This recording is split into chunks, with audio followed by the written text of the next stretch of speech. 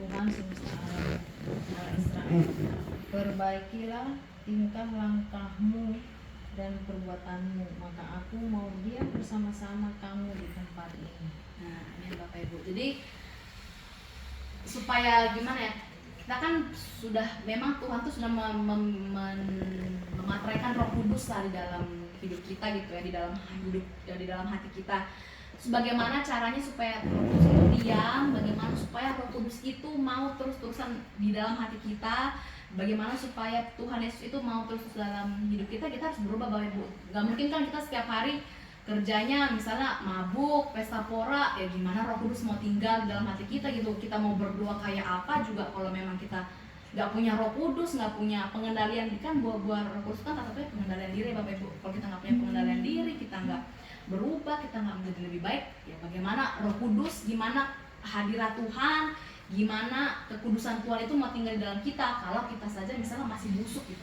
Roh Kudus itu kan maksudnya harum, manis gitu kan, sejati, bersih, suci. Jangan sampai bait Roh Kudus yang Tuhan sudah bangun di dalam hidup kita ini kita celah gitu loh, kita bikin busuk, kita bikin namanya kita kan pasti namanya kita orang bersih, kita tinggal di tempat penampungan sampah kan pasti nggak betah ya. Sama seperti Roh Kudus juga. Jadi kalau misalnya Roh Kudus Tuhan Yesus tuh gimana dia mau tinggal di dalam hati kita, gimana dia mau tinggal di dalam hidup kita kalau kita juga ya masih begitu, masih dunia lama, masih sifat-sifat lama tuh memang pasti masih ada Bapak Ibu. Tapi bagaimana cara kita sebagai anak-anak yang sudah dibaptis, anak yang sudah lahir baru, anak yang sudah mendengarkan kebenaran firman Tuhan ini untuk menyikapi ya sifat-sifat lama kita, gimana cara kita supaya bisa mengontrol sifat-sifat lama kita itu supaya tidak kita lakukan gitu, supaya kita tidak terjerumus lebih dalam lagi gitu ke sifat-sifat ini kita ya, dengan cara kita harus mengendalikan diri kita gitu. Kita harus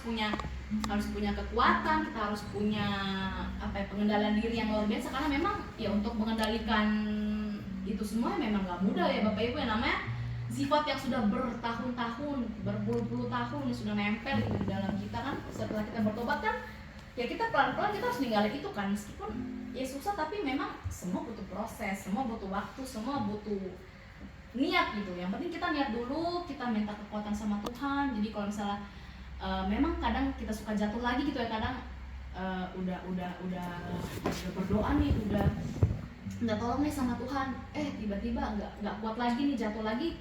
Kalau saya sih selalu minta tolong sama Tuhan. Kadang kalau saya sih sekarang ngerasa kayak gini, semakin saya berdoa sama Tuhan tuh semakin datang apa namanya cobaannya apa ya Bu?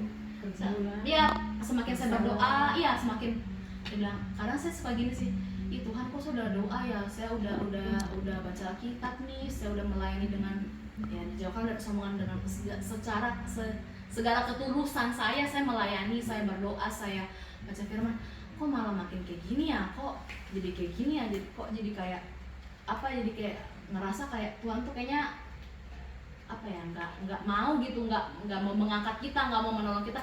Nah sebenarnya nggak kayak gitu Bapak Ibu. Itu maksudnya Tuhan itu dia tuh pengen supaya kita itu tuh lebih kuat lagi Bapak Ibu, lebih terus nggak apa-apa lah, terus kita Tuhan tuh maunya kayak kita cobain terus, dia supaya dia semakin kuat, semakin tahan banting, semakin mendekatkan diri lagi ya, semakin mendekatkan diri lagi sama Tuhan kan. Karena kan kadang gini Bapak Ibu, manusia kan kadang pas ada pergumulan aja kan baru datang ke Tuhan kan. Karena kalau sudah enak hidupnya, kerjanya udah bagus misalnya, atau udah punya suami yang baik, yang ini Tuhan ditinggalin karena sudah mendapatkan semua yang dia doakan selama ini sudah terwujud, dia malah kayak gitu, malah meninggalkan Tuhan. Malah dulu sebelum hidup enak dia terus berdoa sama Tuhan, gini minta tolong sama Tuhan, giliran sudah dikasih malah meninggalkan Tuhan. Kan banyak manusia kayak gitu Bapak Ibu. Jadi amen. Jangan sampai kita ini sebagai anak yang sudah dibaptis, anak Tuhan Yesus, jangan sampai kita itu hidup dalam sifat dunia lama kita. Jangan sampai ketika Tuhan sedang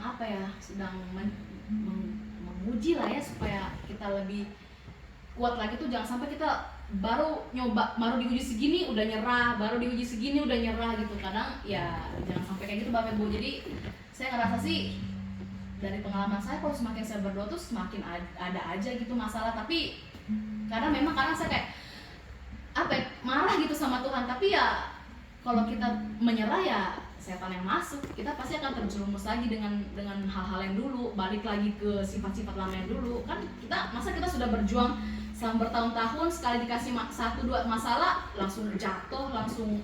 Jadi pertobatan kita yang bertahun-tahun itu kan sia-sia Bapak Ibu. Jadi kita harus tetap pertahankan pertobatan kita, terus pertahankan bagaimana cara kita berubah, memperbaiki diri, pelan-pelan meninggalkan sifat duniawi yang memang kalau kerja tuh perlu, karena kita happy juga maksudnya perlu, tapi ya sebatasnya aja. Maksudnya kayak ya kadang ya saya juga kadang pengen nih kayak gini, pengen nih kayak gitu ya. Yang penting ya kita kalau proses yang penting kita tidak pernah meninggalkan Tuhan Yesus sih. Kalau saya hidup saya sih seperti itu ya. Kita cari kesenangan boleh, kita ini boleh, tapi ya jangan sampai kita tuh terlarut dalam kesenangan, terus kita meninggalkan Tuhan Yesus, senang dikit, naik dikit langsung sombong, langsung nggak mau doa lagi. Padahal dulu sebelum ini berdoa terus, Tuhan tolong, setelah udah dikasih kesenangan malah meninggalkan Tuhan. Nah, kita seperti itu ya Bapak Ibu. Amen. Kita harus tetap kuat, harus tetap setia, harus tetap memperbaiki diri masing-masing.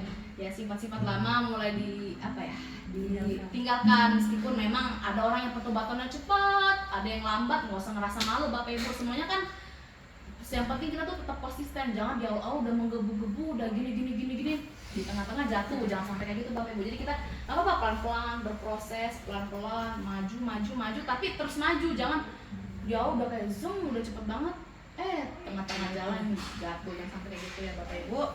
Terus kita buka lagi nih ayat kita yang terakhir di Kisah Para Rasul 3 ayat 19 sampai 20. 3 ayat 19 sampai 20.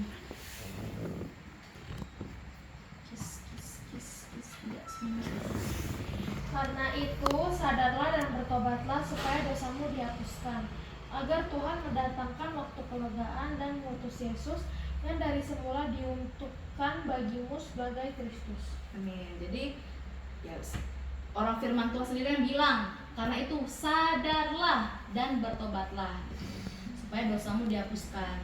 Ya memang kita ya harus sadar, karena kan kita sudah mendengarkan firman Tuhan, kita sudah dibaptis, masa kita begitu terus nggak sadar gitu. Kecuali kita yang nggak dibaptis, nggak pernah dengar firman Tuhan, ya nggak apa-apa, meskipun nggak apa-apa juga, maksudnya ya wajar. Ini kan kita sudah mendengarkan firman Tuhan, Bapak Gembala setiap minggu khotbah lah sampai ngegas gitu. Masa kita nggak melakukan ya gitu kan? Amin. Ya nggak harus semua langsung sempurna gitu, tapi ya nggak apa-apa, pelan-pelan, bertahap-tahap. Yang penting kecil tapi terus naik gitu, kecil terus bertumbuh, jangan langsung langsung tiba-tiba langsung zoom, jangan sampai langsung jatuh kayak gitu Bapak Ibu. Jadi sekian sharing firman kita malam hari ini. Jadi yang pertama Bapak Ibu, ayo Eca, apa ketiga hal yang saya sampaikan tadi? Pertama itu kebaikan kita itu diketahui banyak orang. Nah, yang kedua, Mama. jangan habiskan waktu untuk berfoya-foya. Amin Bapak Ibu. Yang terakhir, ayo supaya memperbaiki diri masing-masing. Yang percaya katakan amin. Amin.